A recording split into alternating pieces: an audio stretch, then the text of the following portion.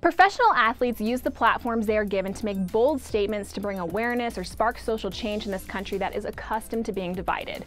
In the wake of Hurricane Harvey, countless athletes from all leagues are using their unique reach to bring the country together and provide help and hope to the thousands of people affected in the Houston area. Welcome into the Denver Post newsroom. I'm Alexis Perry with your Denver Post Sports Minute. More than 3,000 have already been rescued, and with waters continuing to rise, that number will rise as well.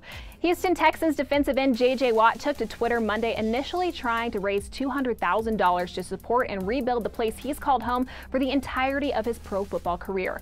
It only took a couple of hours to reach the goal, so he upped it to $500,000. The generosity of football and non-football fans alike forced Watt to raise the goal 7 times since his initial post Monday afternoon. As of Wednesday morning, more than 56,000 people have donated almost $5.5 million to the relief fund that he set up. So if you can, let's join him in making a difference for all of those who've had to endure this catastrophic flood. Go to youcaring.com/JJ Watt to make a donation. Every little bit helps.